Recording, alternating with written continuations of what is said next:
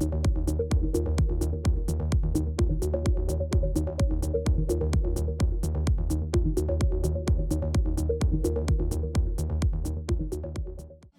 right, good evening, everybody. Welcome to the North Fair Oaks Community Council meeting. If you could please, Victor, take roll, we will begin with the meeting. Of course. Chair Everardo Rodriguez, Present. Vice Chair Beatriz Cerrillo, Councilmember Melinda Dubroff, Councilmember Rosario Gonzalez, Present. Councilmember Linda Lopez, Present. Councilmember Rosario Lopez, Here. Councilmember Mary Martinez, Youth Member Emily Cordova, Here. and Youth Member Diane Zermeño. Chair. Thank you. Took us a few minutes to get started because we did not think that we were going to have enough council members to reach quorum, but finally one of our youth members, Emily Cordova, arrived, so it seems like we have quorum for the action items of tonight. We are going to continue with public comment. Anybody who has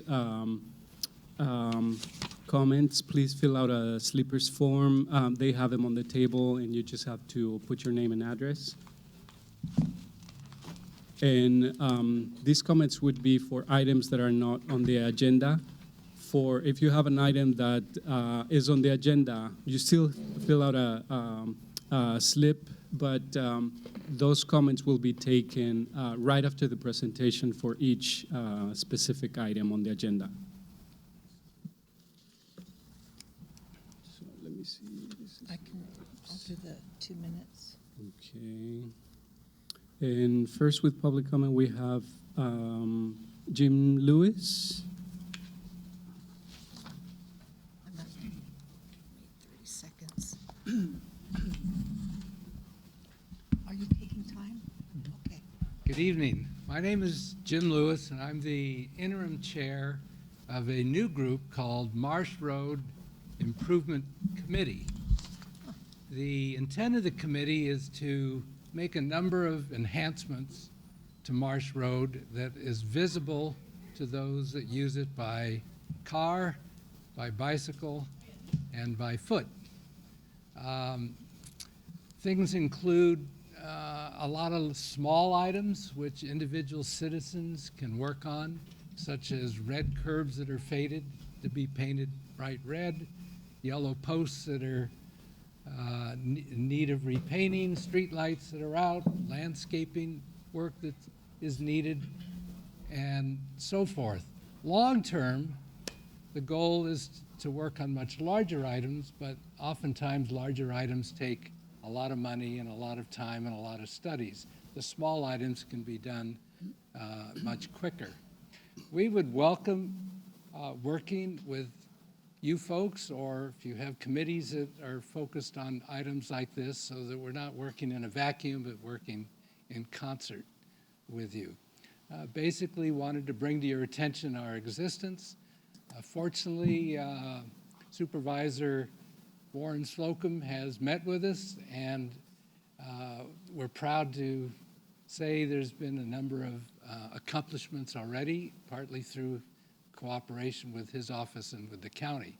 Part of the challenge, as you know, is that street has multiple jurisdictions. So it's not just the county, but Menlo Park, Redwood City, Atherton, and then a number of other groups that have a smaller portion, such as Caltrain's Union Pacific, the Fire District, the Fish and Game. It just goes on and on. It's a challenging area, but we're excited about what we're doing, and thank you for your time and attention. Thank you, Mr. Lewis.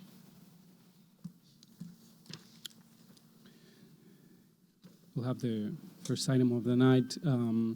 We have a follow-up report and recommendation of a use permit and off-street parking exception to expand the existing Synapse School located at 3375 Edison Way into the adjacent buildings located at 3425, 3355, and 3345, also on Edison Way.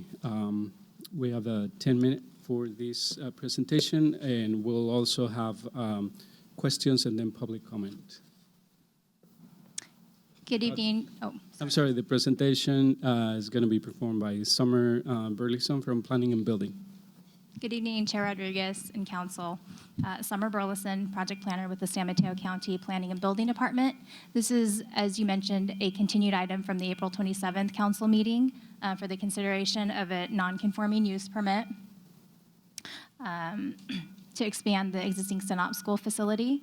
The applicant is seeking a non-conforming use permit to expand the existing school that's located at 3375 Edison Way into the adjacent neighboring buildings at 3345, 3355, and 3425 Edison Way.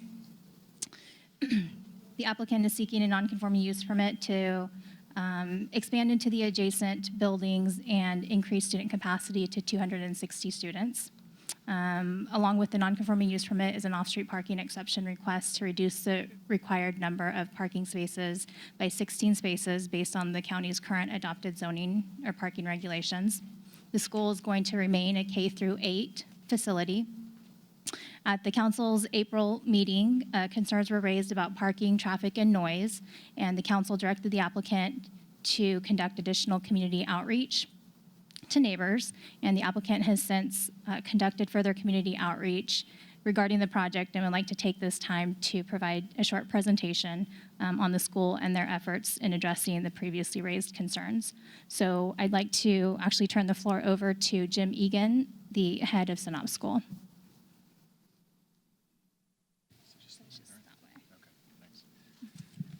Thank you. I'm Jim Egan, head of school.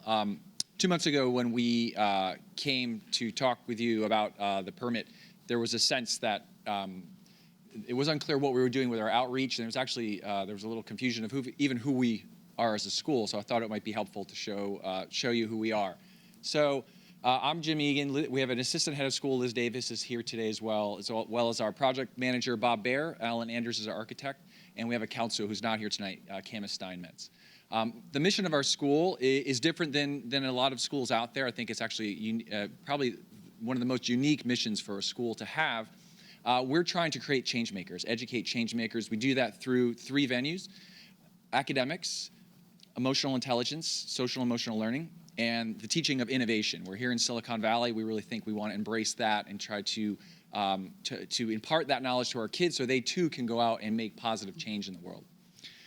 So a little bit about who we are in terms of our facts. We're an independent school. What does that mean? That means we're a member of the National Association of Independent Schools. So we're not a religious school, but we have to be a nonprofit, and we are part of a larger group of about 1,600 schools nationally. We're K-8. We have 242 students starting in the fall, 178 families, and 50 staff. So we're a small school, and we intend to remain a small school.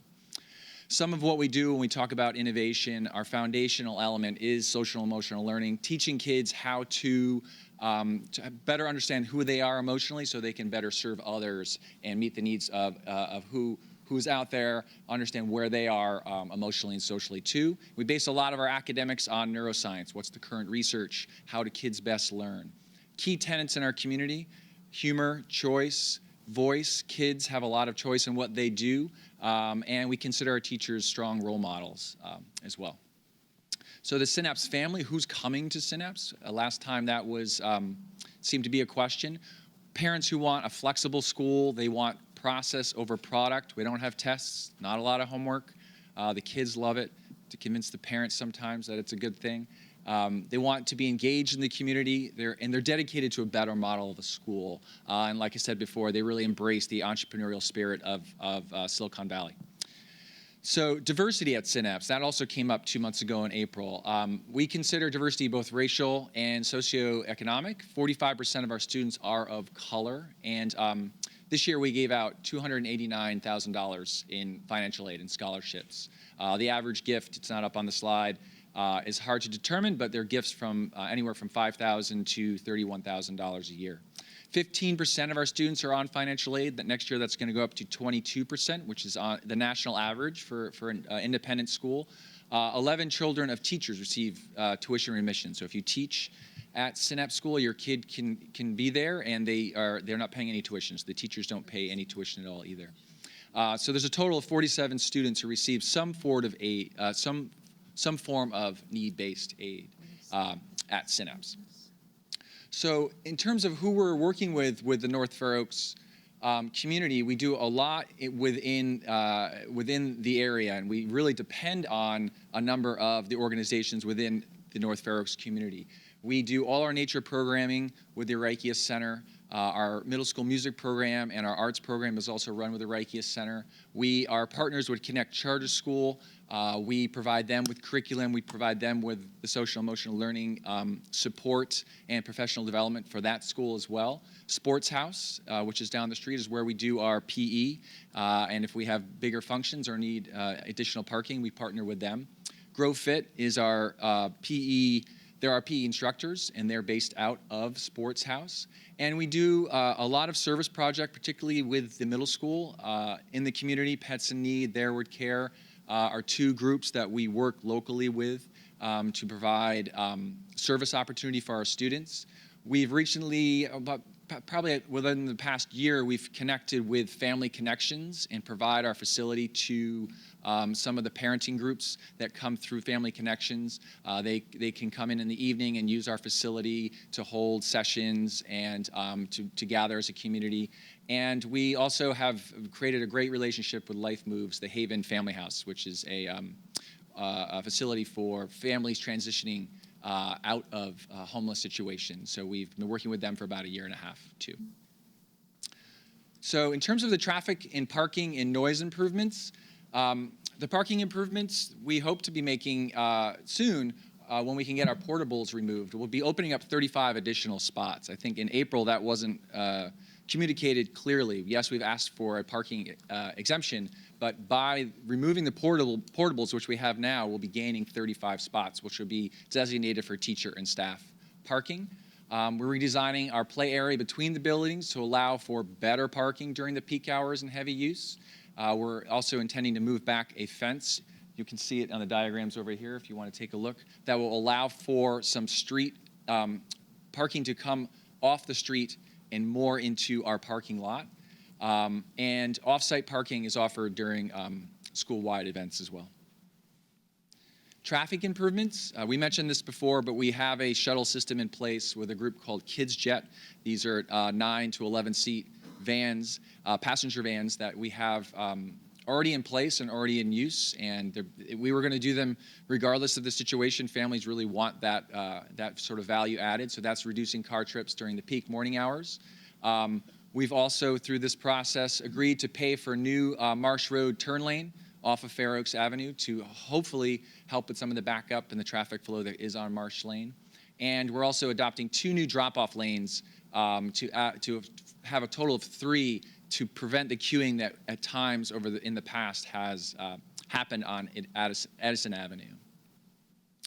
In terms of traffic impact analysis, Hexagon Transportation has been doing that work, performing that analysis. I think we've met all of the criteria and the mitigation required by San Mateo County, according to the proposal that was prepared for us. And there shouldn't be any issues with that, from what I understand, and what the county has told us. Another thing that came up as well at the last session in April were some concerns around noise improvements. So we've reached out to the neighbors. We've had 2 community meetings. I want to make that clear as well. I don't want to forget to mention that. That was asked of us at the April session here. We've held 2 community meetings and discussed with some of the neighbors who came what those concerns are. And so we'll be adding materials on walls throughout the area to hopefully deaden that noise. We're also talking about adding living walls in the play area between buildings, again, to help with some of the noise that can come off the concrete. New artificial turf will also be put wherever there is concrete in front of the 3375 Edison Way, and also on the other side between 3375 and 3425 Edison Way. This turf will be, you'll be able to drive on it as well, because those are designated parking areas, but it should cut down on the noise. Blankets will be added to fences, and living plants, again, will be both spread throughout the facility and as well as the exterior of the campus. Back to those community meetings, again, I want to make that clear. We did hold those 2 meetings. We did not have a large turnout at those meetings. At the first one, I believe we had 3 residents show up, and at our last meeting, which was a recent Saturday, two members of the community showed up at those meetings. They were both 2 hours in duration, but we did not get a lot of people showing up for the outreach. So the studies are available. I think you have them as well. The traffic analysis, as well as any of the backup data available, produced by Hexagon as well. And I thought it was important also to make it clear some of the concern I heard last time around traffic and parking.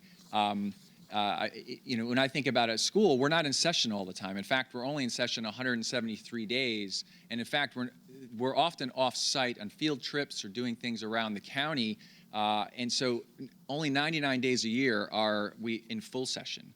As you can see, in August, there's only 6 days. In June, there's only 5 days. And so in terms of the traffic impact, and I know there's a great deal of concern around traffic, we aren't the only ones around. I think I want to make that point. We're only here around 170 days out of the year.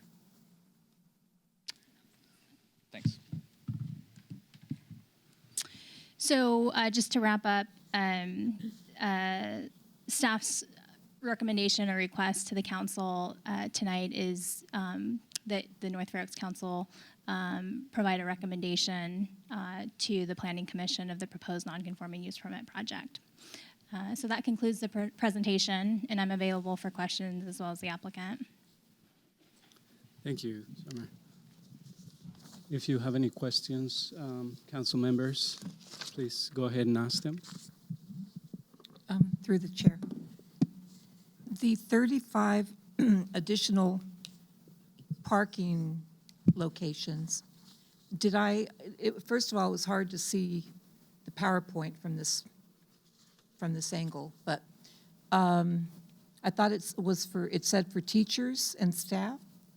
Is that correct? Yeah. So Okay. We'll designate them for teachers and staff. Okay. And you spoke about off-site parking. What was that in reference to? We're asking for an exemption. I think that's in the application, correct? No, it was on the,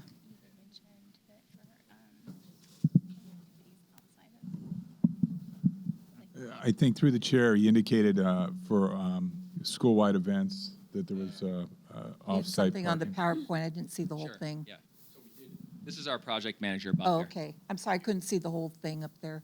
That's right. So the off-street parking we're going to offer when there's a school-wide event, we can do it at a couple Oh. different places. And one of the places we do it is at the sports house. Okay. So that the parents park there and then walk to the school. And you have that arrangement already set up and everything? Okay. And Yeah. I believe there was a survey that had circulated. I didn't actually see it. So does this address what was on the survey? I mean, I'm surprised you only had a couple of people show up at the meetings, but Yeah, I wasn't there something that was circulating in that Not, neighborhood? not from Synapse. Yeah, no, not from Synapse, but from the neighborhood. So, and I wish our council member, Might it have been Melinda the Dubroff, might have more information, but she's not here tonight, so. Yeah, I do remember there was one neighbor who said something. We have some neighbors here. Okay. Okay, so my question is, and you've seen that petition, I have. right? Okay. Yeah. So have you answered now what was on that petition? I mean, believe- is there? I believe with- so. With your Yeah. changes, your noise abatement, your additional parking, all of these things that you're working on, Mm-hmm. is that petition now voided? Is that correct? Okay. This is what I wanted to hear. Great. Thank you. Yeah, thanks for clarifying.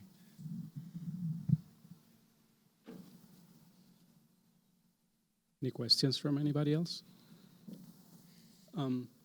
Are you guys planning on having any additional events other than the regular classes?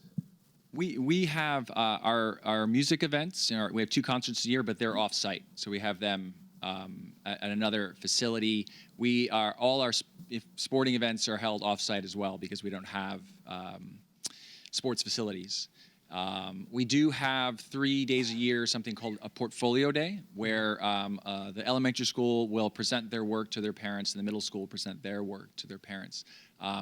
We certainly notify neighbors when we do those events, but they're not all school, and we're very careful to stagger the times as well. Great.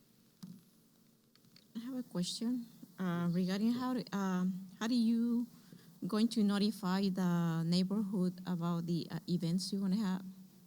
Yeah, we have in the past used snail mail, but I think we've now recently been engaging some neighbors on their Nextdoor. Yeah, thank you, May. Yeah, using Nextdoor, and I think it's been actually successful, more successful than I anticipated. So we will plan on using that as well. Okay. Will you continue a channel of communication with the residents? I mean, have you sort of begun some conversation long-term with the residents? Yeah, I mean, I have to say the past 2 months have actually been really extraordinary, just personally, in terms of getting outside the building and walking around and asking neighbors, seeing them in the streets and just talking to them and introducing myself. And quite frankly, it's been quite fun to sort of explain who we are and ask for their feedback. And so I hope that continues. And we'll use channels such as the organizations coming out of the NFO community, but sometimes that one-on-one touch also makes quite a difference. Thank you. Any other questions? I don't have a question, but I just wanted to comment that you reference that the school is in Silicon Valley. It's also, which is true, of course, it's also, though, in a very diverse, culturally diverse and economically diverse community. And some of us were approached by one of the teachers, I can't remember her name, I'm sorry, but she spoke about that and maybe getting the school more involved in that direction. So I hope that with all of your partnerships, which are great, looks good, that you also include some partnerships with the local schools. Right. That are not 45% student of color, but probably closer to 90%. Yeah. So it's just a comment I want to put out there, Yeah. and I hope that you also pick it up, and I suggest that you go in that direction, because just your couple of months meeting with people about some of the problems and everything, I think it's been a good learning experience for everybody, but also just to remind you that, yes, you're in Silicon Valley, but you're also in North Fair Oaks. Yeah. So just to put that out. Thank you. No, I appreciate And that. I do give you credit for taking this to where it's come to today. Yeah, thank you. Because when you first started, didn't look anything like this. So I give you credit for that. Yeah, thank you. I'd like to even respond to that, because a few years ago we decided to add a language to the school, and we added Spanish. And it was, for me as the head of school, it was a very obvious need, because it's so fundamental to the actual neighborhood. In fact, we study a change maker each year. Someone who's made change. The whole curriculum is wrapped around this one person. And this coming year, we'll be studying someone who was involved in civil rights and social activism, who was a Latina woman, local Latina woman. And so, and I don't want to spill the beans yet. There's a few parents in here. I know. That's what I'll tell you offline. Yeah, and that came not from. Really, it didn't come from me, in fact. It came from the teachers that thought it was important that our kids who walk to Sports House each day, and they walk by people selling fruit and selling flowers, and what does that mean? What is the situation going on right here in this neighborhood? How do we better understand the people in the community?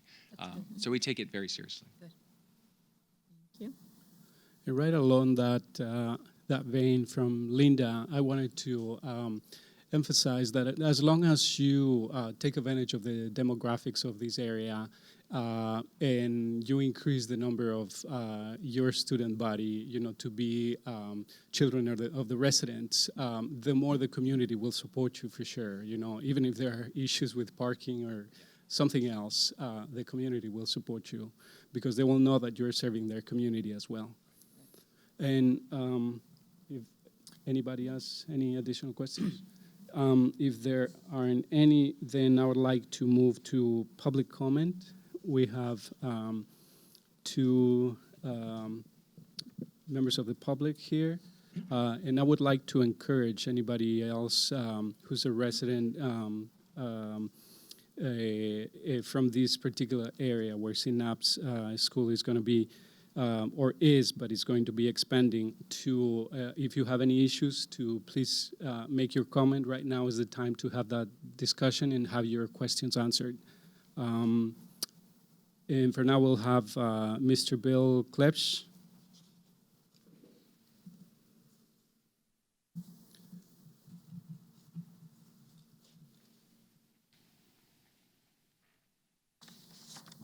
Good evening, Council.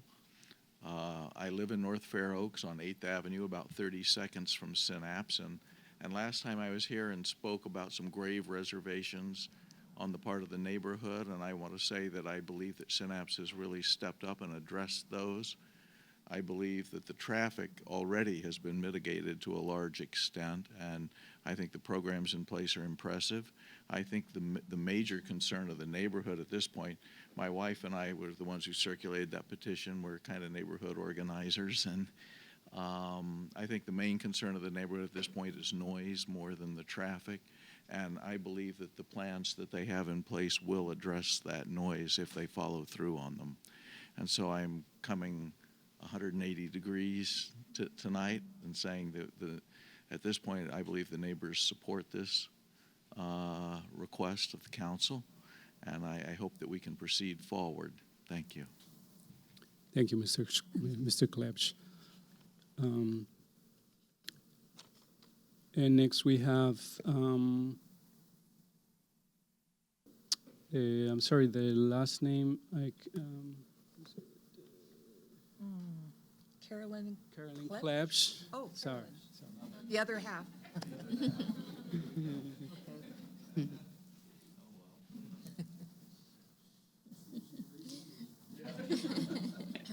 And I'll just be reiterating that we've now become really excited about what's going on at Synapse. And want to thank you, the council, for providing the time and the direction to get all of the concerns of the neighborhood answered. We've been in touch with other neighbors who were not able to attend the open houses or come tonight, who also are feeling very supportive. So thank you to you, and thank you very much to Synapse, to the way you opened your doors and really made everything clear. The 6 main concerns, which are traffic, parking, noise, lack of community outreach, expansion of the student body, have all been answered beautifully. I'm particularly excited about the noise reduction, which this wonderful architect laid out for us, which will not only help with the noise, but also make a much more hospitable and beautiful environment for the children when they're out having PE. And also just the kind of excitement about once they get their permit, they can start beautifying the whole campus. And I think that's going to be a huge win for the neighborhood. One other concern was this rumor that they were going to expand into a high school, which I think got wings when they leased the 2 additional buildings, especially the one on the corner. But I had the good fortune of speaking with Karen McCown, one of the founders of the school, who had a very interesting story about she had heard that Amazon wanted to rent the corner building for a warehouse and felt like a 24/7 warehouse was not going to be beneficial for the school or the neighborhood. And so Synapse made a huge leap and leased the building. So as a neighbor, I want to thank you for doing that. And thank you very much for your hospitality. And I feel like a very different spirit is happening. And also Jim Egan made clear that it wasn't a lack of interest in the community. It was that the school was a startup. And it was just taking every bit of bandwidth to just get the school going, and there was nothing left over for outreach. And I really did feel a sincere wish on the part of Jim and others at the school to now partner with the community and make it a wonderful, beneficial relationship for the school and North Fair Oaks. And I just want to give my wholehearted support to the school, and I'm also speaking for 5 other residents who couldn't come tonight. So thank you so much. Thank you, Ms. Klebsch. And I just wanted to clarify that we do have a copy of the petition that your neighbors had submitted, and really. I'm happy that there was a good resolution in this particular case. And I want to remind all of you, not only on this particular issue, but on all issues that pertain to your particular communities or your streets, that our vote really is guided by your actions. If you come to this meeting and you tell us that you are unhappy, then we are reluctant to approve things. But if you come and tell us that you are happy and you support any projects, then we will go along with what you say, because you are going to be the ones who are affected. So please take an opportunity to comment and to come to these meetings and organize with your neighbors. And if there aren't any further comments from the public, then I will take a motion from any of the council members. I will motion that we move the recommendation forward for a use permit and off-street parking exception to expand existing Synapse School located at 3375 Edison Way into the adjacent buildings located at 3425, 3355, and 3345 Edison Way. And do I get a second for the motion? I second. Okay, we have a second, so it looks like the project gets approved. Oh, you have to take the vote. Not the vote. Oh, that's right. I'm sorry. I carried away. When I said move forward, I meant, Yeah. Okay, so we'll take a vote. All of those of you in favor of the project, say aye. Aye. Aye. Okay, aye. So it looks like the project carries, indeed.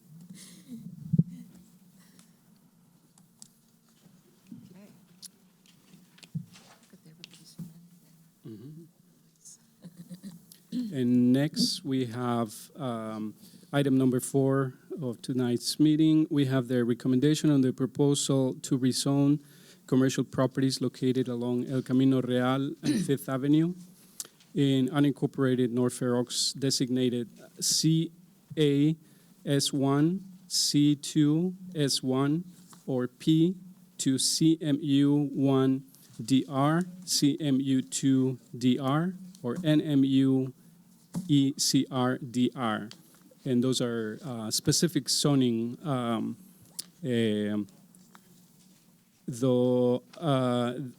implement the North Fair Oaks Community Plan. The presentation will be done by Joe LeClaire, by William Gibson, and by Steve Monowitz from Planning and Building. Through the chair, Yes, please. is there some way to move the screen up or not? If it's too much hassle, forget it. Where would be good? No, just move it closer. This way? This Just way. a little closer. There you go.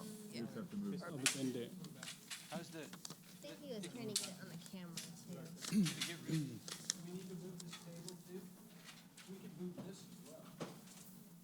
No, it's mainly, they haven't Yeah, that seen would this be- yet. That would be great.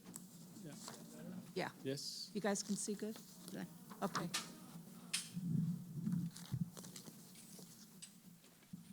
Much Thank better. you. Thank you. Thank you.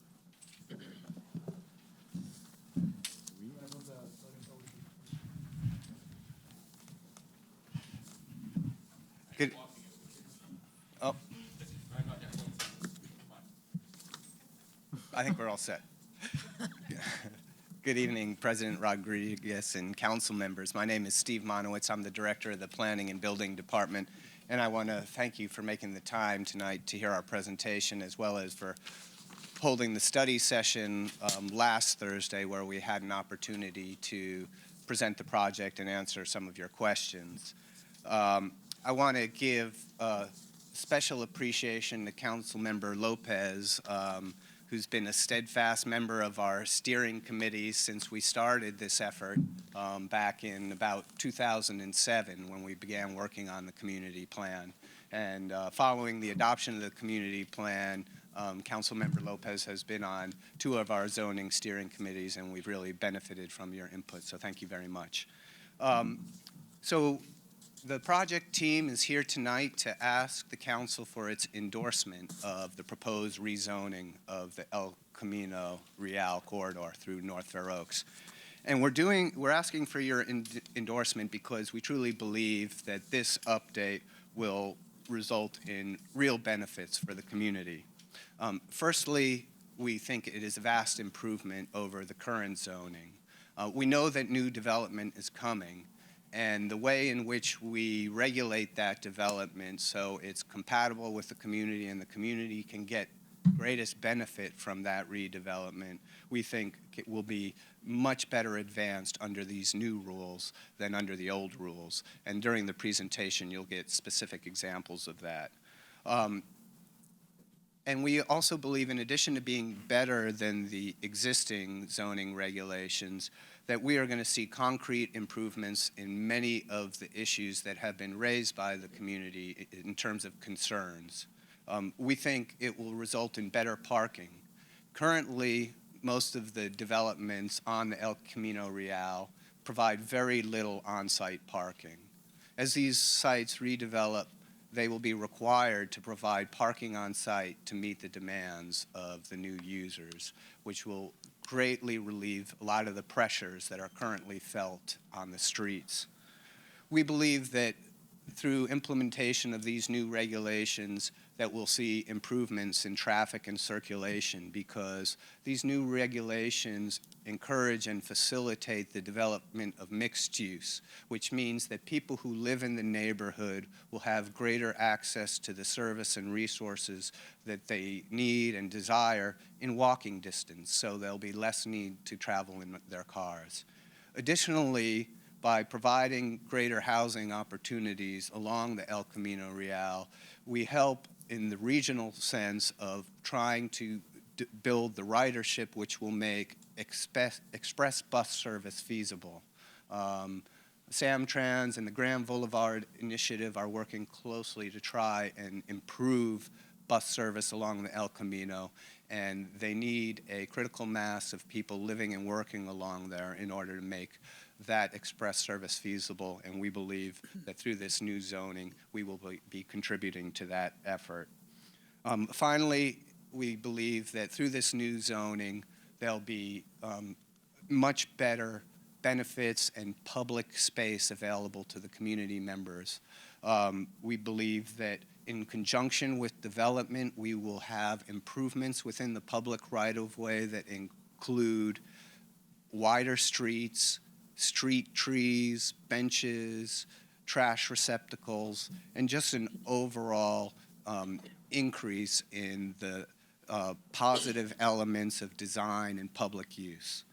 So my staff is here today to walk you through those changes, and we hope to answer any questions you may have, address any concerns you may have, and hope that you will be able to render a positive recommendation. So thank you for your attention, and at this point, I'll pass it on to Joe Leclerc. Thank you. Thank you, Chair Rodriguez and council members, and thank you, Steve. We're delighted to be here before you tonight after 2 long years of working on crafting the zoning that we've presented to you. And as Steve mentioned, we're looking for your affirmative recommendation. You have before you a staff report, including the draft zoning for all the sections that Steve enumerated, the CMU and ECR, or NMU ECR. And I also want to echo Steve's thanks to the working group. They were very diligent and helpful in helping us craft this zoning, and we think it's much improved as a result of all the input that we received. And I want to thank my colleagues, in particular Will Gibson and Brian Albini, who were instrumental in formulating this. So let's see. So we did conduct a fairly extensive public process. We have prepared a video to share with you and the public, and also want to just briefly mention the community plan objectives that are being implemented by this zoning, and walk you through the details and talk a little bit about next steps. So the public process involved working group meetings that started in August of 2015 and ended in March of this year. And then we also had 3 public workshops throughout that time period to ensure that the wider neighborhood had an opportunity to engage us and give us feedback on our proposals.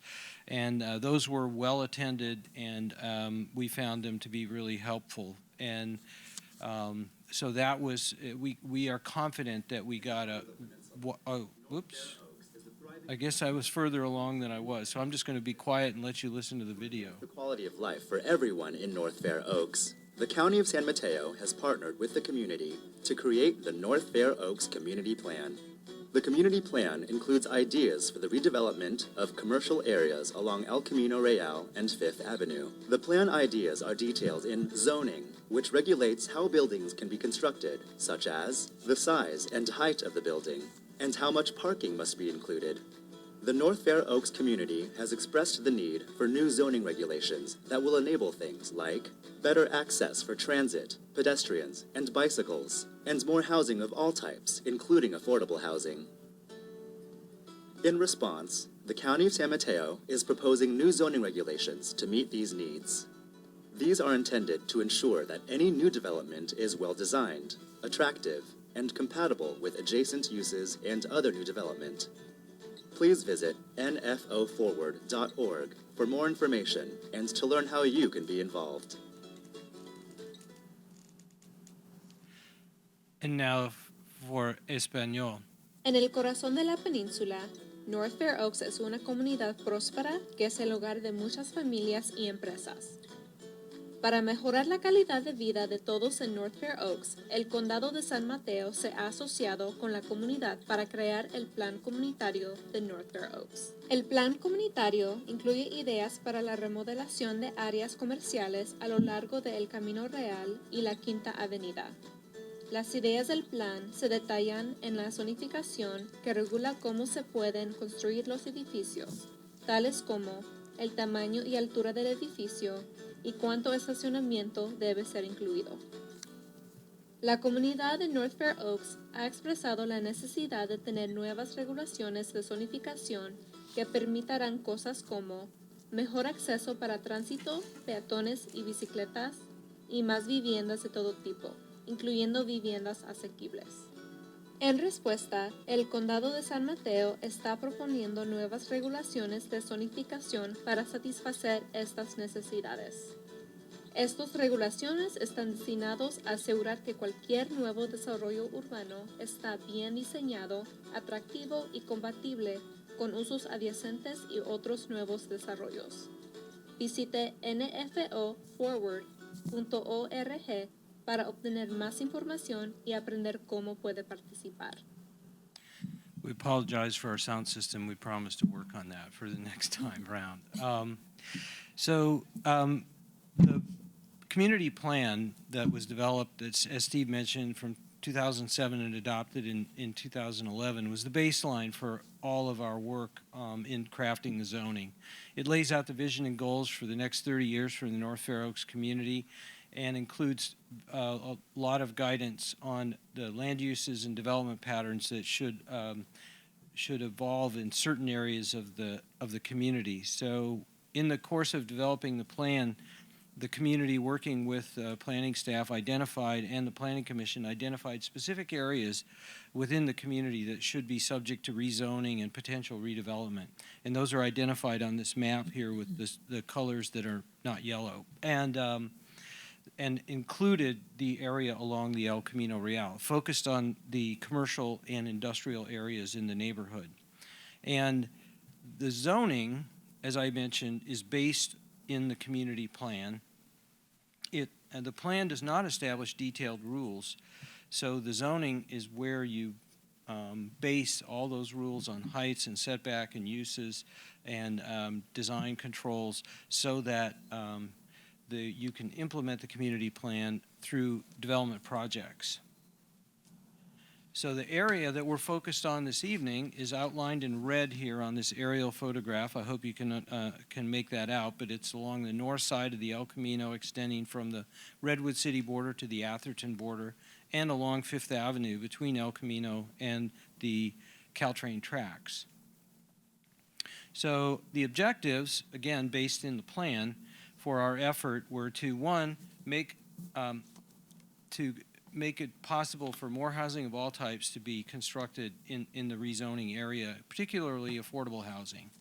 We wanted to improve parking conditions, as Steve has already mentioned, and also provide a greater variety of commercial uses and try to get improvement of underdeveloped properties, and also better pedestrian and bicycle access in the community, which is all are important goals of the plan.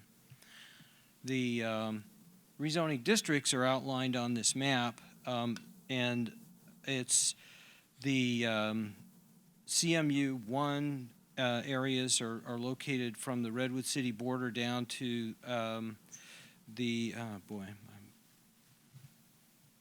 Berkshire, and then CMU 2 wraps that corner as well as the corner of 5th and El Camino with an NMU ECR zone bookended between those two zones, as well as adjacent to the neighborhood between Glendale and Waverly. So, and then CMU 1 on the south, or I guess it would be the east side of Fifth, and extending to the south along the El Camino Real. So the first topic in the zoning is the allowed uses. What kinds of businesses and housing can be allowed on the properties within these different zones? And all of these zoning districts encourage ground floor commercial uses, locally and regionally oriented uses such as restaurants, retail shops, coffee shops, pharmacies, and public uses including libraries, clinics, childcare, those types of things. And upper floors, the focus is primarily on residential, including affordable housing. If implementing the policies in the North Fair Oaks plan is the focus of these uses, and they're all called for in the plan. And there's very similar to the types of uses that are allowed along Middlefield Road under the new NMU zoning. And the focus of the retail uses and other uses that are allowed on the ground floor to ensure that they work well in a mixed-use setting, that there aren't conflicts, that you don't have externalities from these ground floor uses that are disturbances to those in residential units above. And residential is encouraged, and again, local and regional serving retail. Some of the current uses that exist along this area were recommended for sort of removal from the allowed uses list by members of the working group and the community, and they included drive-through establishments, large-scale industrial dry cleaning, and auto repair and outdoor equipment rental. And these non-conforming uses can continue. Those businesses can be sold. for long period of time, and only if they go vacant and out of operation for 18 months do they lose their conforming or their status. And then if someone were to open a new use in that location, they would need to be conforming with the plan. So that it's important to know that this isn't an effort to chase anybody out. It's just simply a matter of projecting the kinds of uses we want to see in the future. The next topic is the development standards, and the objectives that we sought to achieve for development standards included establishing clear standards for height, bulk, setbacks, step backs, and other development rules so that everybody understood what was expected of development proposals that are brought forward. And we also wanted to harmonize new development with the adjacent neighborhoods consistent with the community plan objectives. Now, as Steve mentioned, the existing zoning, we think, doesn't serve the community as well as the proposed zoning. So the left column on this slide shows in blue the setbacks and building volume that's possible under the current zoning, under the C1 or C2 zoning. 3-story with a maximum 6-foot setback if the building adjoins a residential use. And so it's a fairly blunt tool in terms of guiding development in those zoning districts now. And consistent with the general plan, the zoning guides that the zoning rules that we've developed are based on what's called a 2.0 floor to area ratio and a series of setbacks and step backs that we think will locate development further from residential uses and enable for that sort of harmonizing of development with the neighborhood, but also creating an incentive for affordable housing development by leaving some envelope available for use of density bonuses that are available under both county policy and state policy. So if you look at these sort of shadowy volumes across the top of the lower section of the slide, that shadowy volume depicts the setbacks and stepbacks that define the area within which a building could be located. And if you look beneath, under the CMU1, CMU2, and NMU ECR, you can see where the 2.0 FAR limits the amount of building mass that one could construct within that envelope. And hopefully that's not too confusing, but the point is that the FAR, floor to area ratio, the ratio of the site area to the amount of building envelope or floor area that's allowed, does limit the development potential of these sites more so than or at least to the level of the current zoning. So it doesn't really provide a greater building envelope than what's possible under the current C1 or C2.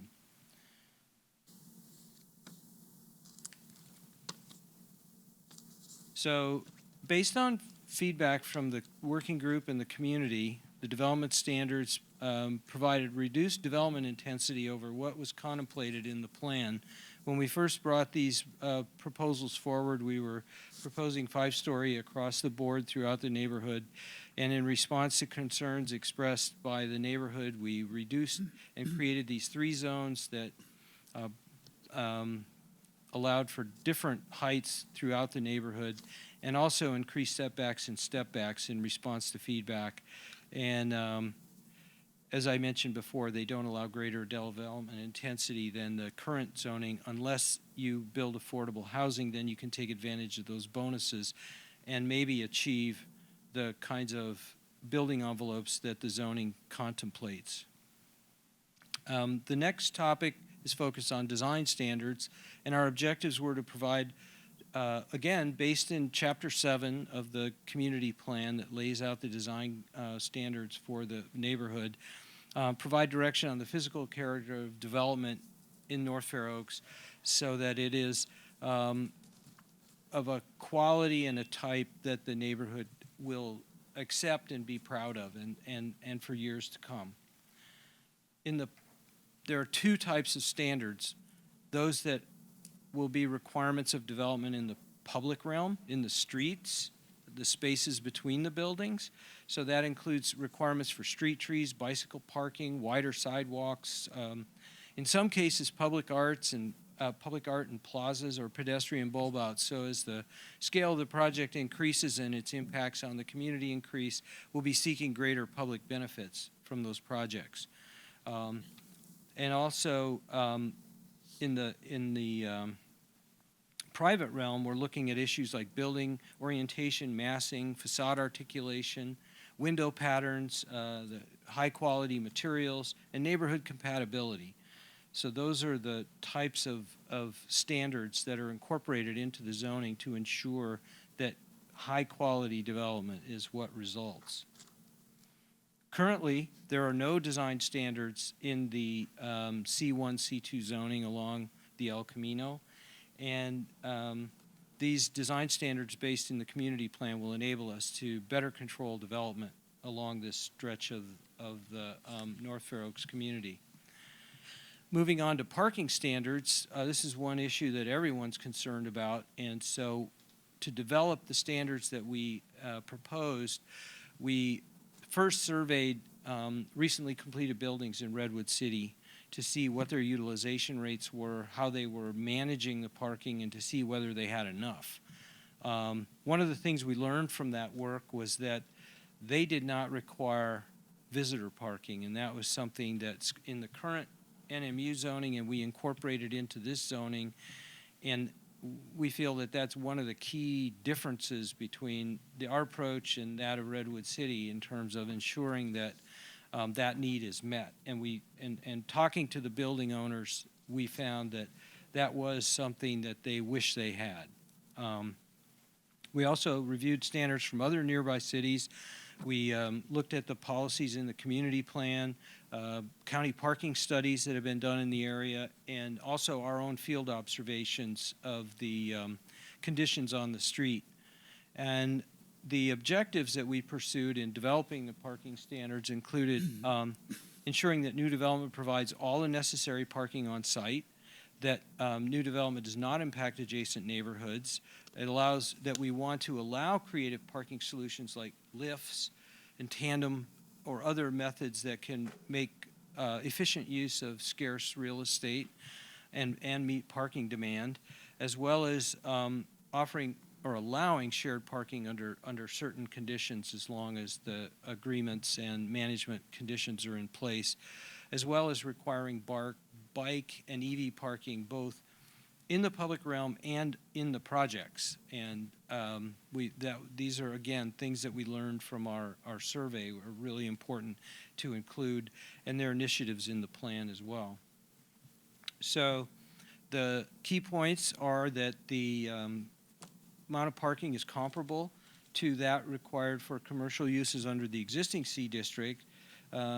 Greater amounts of parking are required for new development than the amount provided by most existing development because it was developed at a time either before standards were in place or modified over time in a way that eliminated parking on site. And these standards that we've developed are more aggressive than what's currently required in Redwood City, not just the visitor parking requirement, but also the per unit and overall parking requirements for projects in these zoning districts. So for our next steps, we are planning to, once we have a recommendation from the North Fair Oaks Community Council, present the zoning to the Planning Commission and to the Board of Supervisors. And our current schedule, although this could change, is to present to the Planning Commission in September, early September of 2017, and the Board of Supervisors in October. And so we recommend that the North Fair Oaks Community Council recommend to the Planning Commission and Board of Supervisors to approve the proposed rezoning, replacing the existing C1 and C2 zoning districts within the with the new CMU1, CMU2, and NMU ECR zoning districts. I'm available for any questions you may have after public comment or now. Thank you very much for your presentation. We'll open it to questions from council members. If you have any questions, please go ahead and ask them.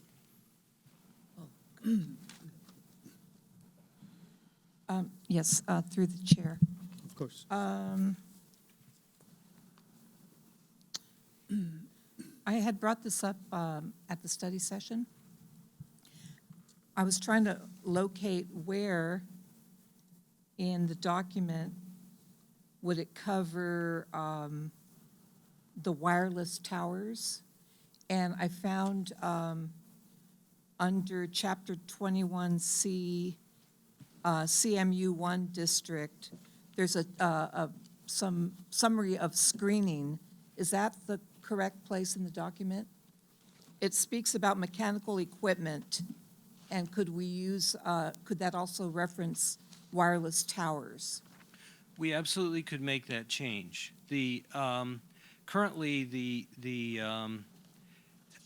county has some control from an aesthetic perspective over these, and Melissa can help me out here, but we have some control over the aesthetics with regard to the placement of these cell towers.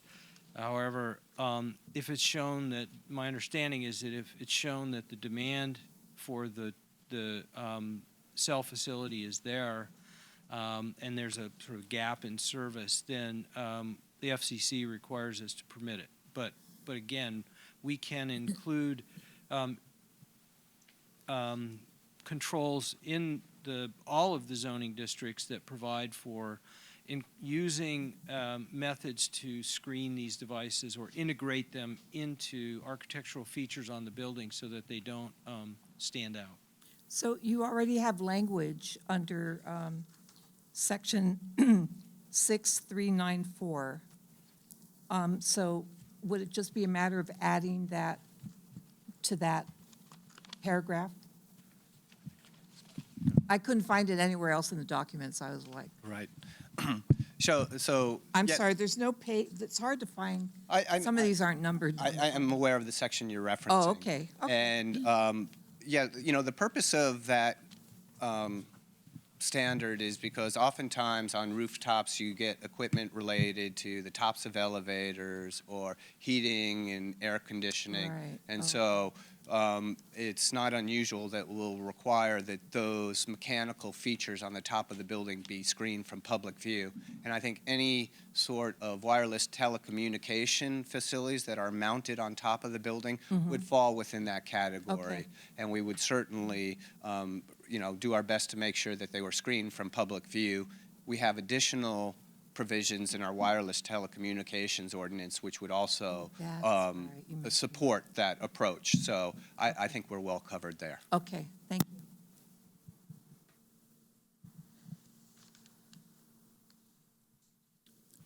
Does anybody else have a question?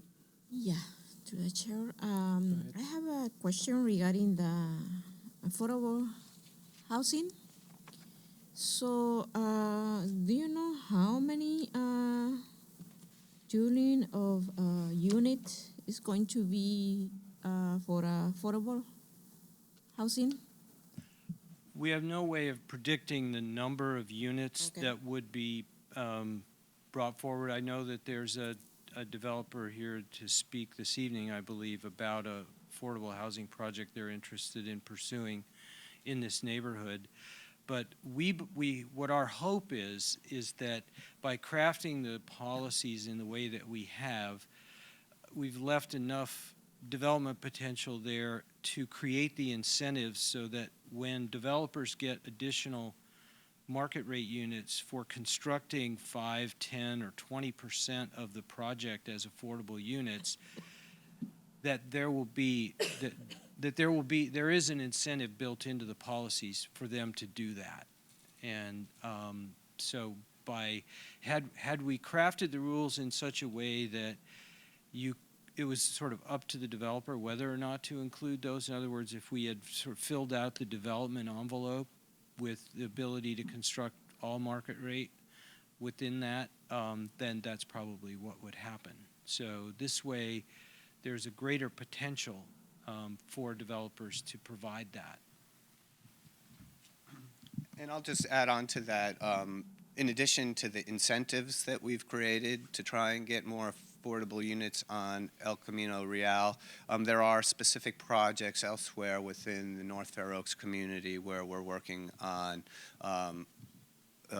constructing additional affordable housing units. While we don't have numbers yet, the Middlefield or Redwood Junction area here where the precise plan is going on, it certainly shows promise for affordable units. And as each development comes along, we will be working closely with the developer to get as many affordable units as possible. Yeah, okay. Thank you very much. Yeah. Go ahead, Linda. So, yeah, so that 10 or 20% could actually go to 30%, correct? It could go to 100%. Okay, okay. I guess it's a little hard to pinpoint numbers because I know the county has general principle to provide affordable housing. But I think we have to always, people have different definitions of what that means. I think in our community, we need to look at providing housing for people who do perform community essential services, teachers,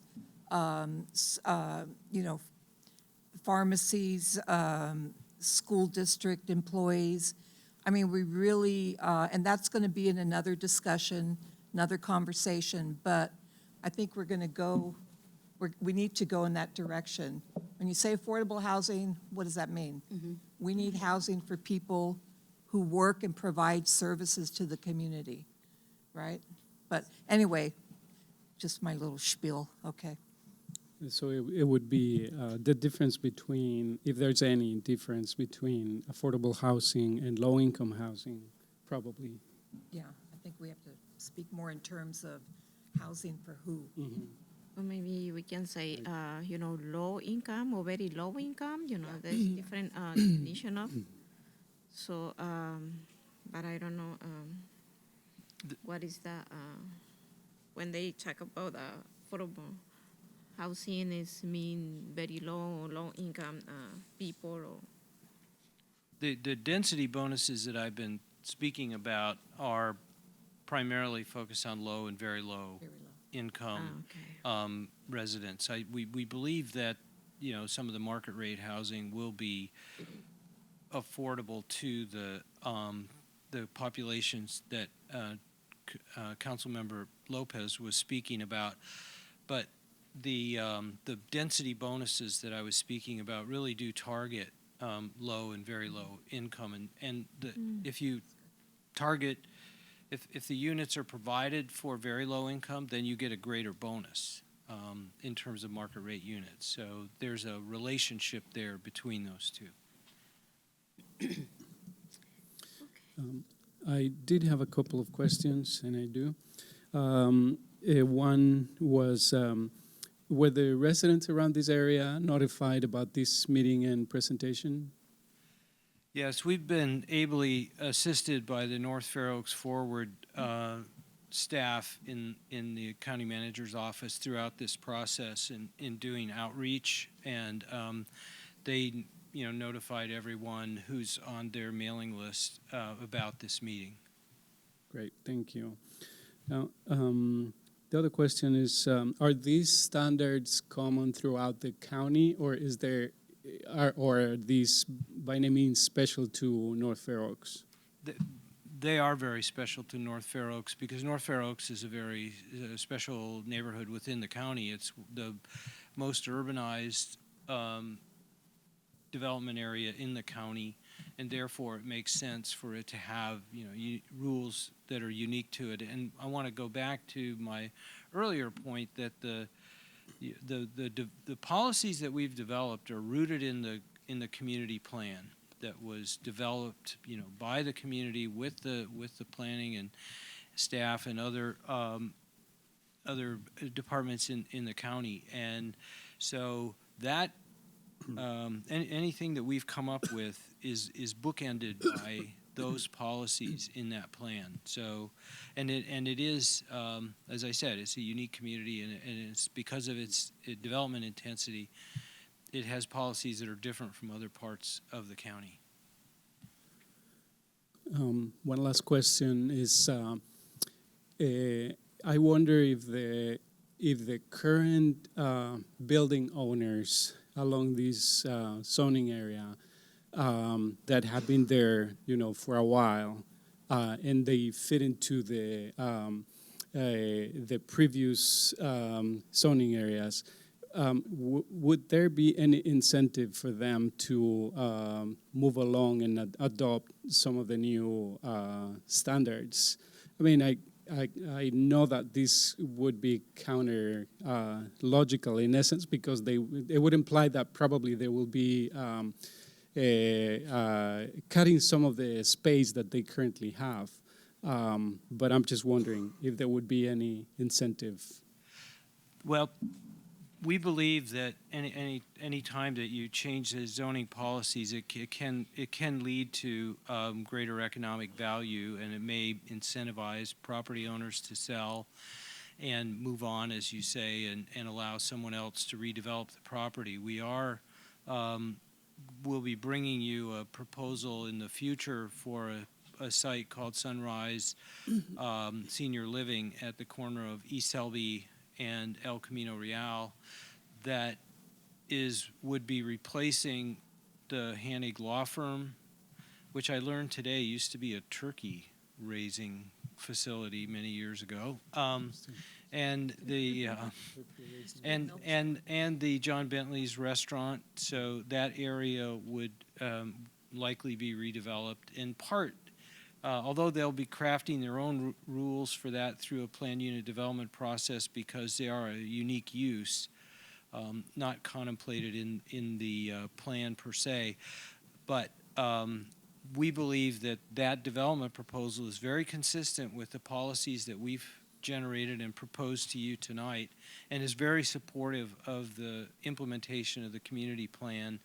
And it is exactly what you were asking about, someone deciding to, close up shop, move on, and have the property redeveloped to another use. Thank you. Are there any further questions from council members? No, thanks, Joe.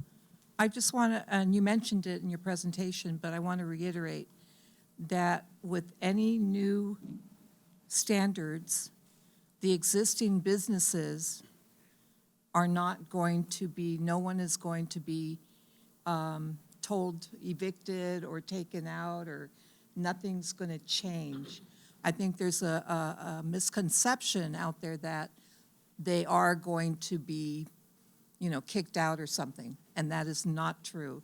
So I just want to publicly reiterate that. Second, there are a number of principles outside of the zoning that we've touched on over the years, but at some point we need to sit down maybe in a study session and talk about it, such as local hiring.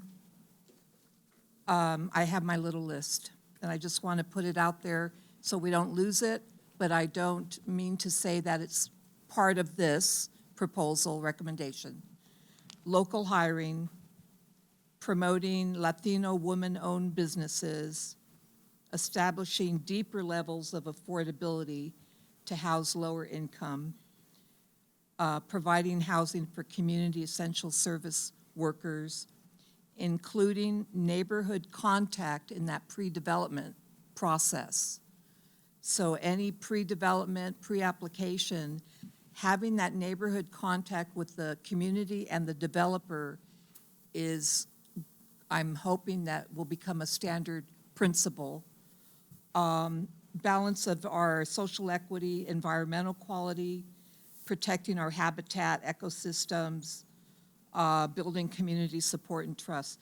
So I'm putting those out there so it's on the record, but that may be another additional document that the council may want to look at, but it's outside of what we're listening to today. Thank you. Any other questions? Okay, so with that, I would also like to thank Mr. Monovitz, Mr. Leclerc, and Mr. Gibson for the diligence and the patience to inform us, the council members, about all the details that go into the zoning, and we appreciate your time, not only now, as a second presentation to us, but also during the study session that we had last week. We appreciate your time. And with that, we'll move to public comment. If anybody has a comment about this particular issue, you can fill out a slip. For now, we have only one, and that's from Mr. Rob Wilkins.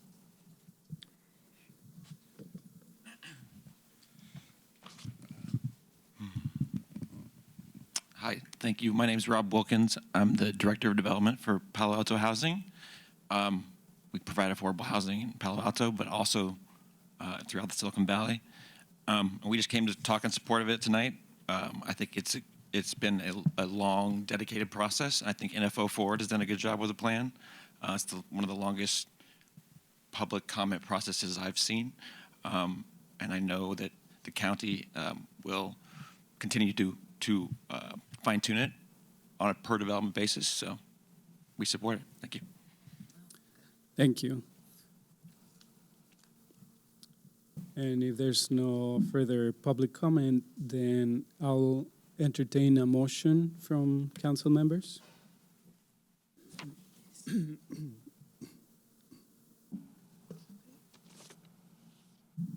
I make the motion. Okay. For the recommendation on proposal to rezone commercial properties located along El Camino Real and Fifth Avenue in unincorporated North Fair Oaks, designed C-1, S-1, C-2, S1, or P to CMU1, DR, CMU2, DR, or NMU ECR, DR, to implement the North Fair Oaks Community Plan. Do I get a second for the motion? I can second. I have a second, okay. So we'll have a vote. Those of you who support the recommendation, say aye. Aye. Aye. Aye. So it looks like the motion carries for this item. Hallelujah. you. Hallelujah. Thank you very much. It was a long road. And next we will have reports to the council. Thank you, you guys. Thank you so much. Sorry, Uh, Ever. Excuse me. If we have supervisors report. Chair, unfortunately, Irving Torres was unable to make it tonight. He wished he could have been, but he was unable to make it tonight. Okay. So there's no supervisor report tonight. That's fine. How about a county manager's report? Yes. Yes, Mr. Chair, thank you very much for the opportunity to bring you up to speed on a couple items going on in the county. Specifically, let me start with the parking lot on Middlefield Road. We are in contract on that with the paving company. We expect to start work on that parking lot no later than July 15th. And it's about a 2-month process, so we're hoping sometime in September to have some type of celebration on that new parking lot. We are still negotiating with the adjacent landowner on a mural for that lot, and we've been in conversation. We think that would be just a terrific added exclamation point on on what we believe will be a terrific lot for the community and utilized by the entire community as they shop on Middlefield Road. We do have our small business meeting, sustainability kickoff next Tuesday, I believe. Tuesday the 27th at 7 o'clock? 7 o'clock. Right. So I would invite any of the council members to that if they'd like to see what's going on there. I think we have 11 applicants that we're working with on that. Just like to remind the council that in July we're going to start our beautification project here in North Fair Oaks. You heard code compliance, Mr. Gattuso talk about that last month during the council meeting, but that will officially start in July. There is a new web page up, I believe, or web page up, I believe, on the North Fair Oaks forward site that talks about the beautification of North Fair Oaks, and we will expound upon this more because we want to get this great synergy behind the beautification, whether it's public art, trash, pickup, weeds, abandoned vehicles. We just want to get everybody involved in understanding that we want to make this a beautiful area for all the residents and visitors and certainly businesses in North Fair Oaks. Middlefield Road, just a quick update. We had a meeting today on this. The undergrounding of utilities is being worked on by PG&E. It is a virtual highway of wires and cables underneath Middlefield Road right now that they need to traverse and literally thread a needle on. So it's a very intricate type of engineering that they have to do, but they are progressing on that and working on that. PG&E has to take their engineer off this for a period of time to put them on a more pressing job. In that interim period, work will continue with AECom and all the other underground utilities, AT&T, all the other ones who have utilities underground. So we will continue to work with them during that interim period. Also, it's kind of a sad night for us. This is Jennifer's last night.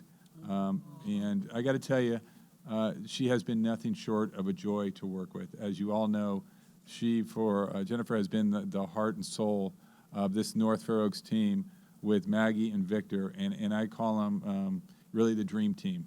I've never had such a great opportunity to work with such young, energetic, idealistic individuals, and Jennifer has stepped up over the last year and a half or so and just led this team so admirably, and I have nothing but respect. But I tell you, remember this name because she is going places, and I would love, as she finished graduate school, for her to come back and work for this county again because she is just a terrific individual with such a great heart and such passion for what she does here. And as she leaves here, I want her to reflect upon all the individuals that she has helped throughout her time here with us on the North Fair Oaks team. She will be greatly missed. And like I said, we're not saying goodbye, we're saying so long for right now, but we hope to get her back at some point. And with that, Mr. Chair, that's my report.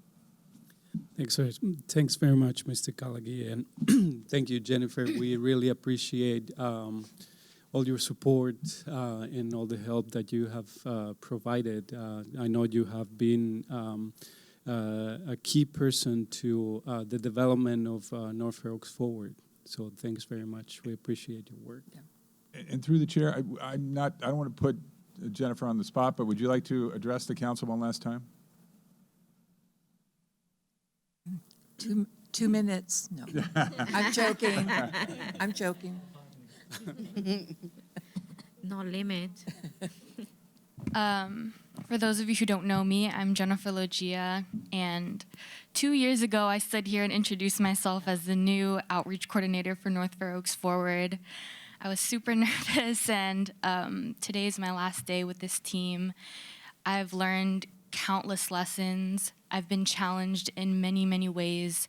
And I just can't thank you enough for allowing me to grow from this experience as a leader, as a government employee. And what each of you do is so inspiring. It makes me really proud to be from San Mateo County. So thank you so much, and I'm really going to miss working here. Wow. That 2 years went by like that. Yeah. Thank you so much, Jennifer. Thank you very much. Thank you very Yeah, much. thank you.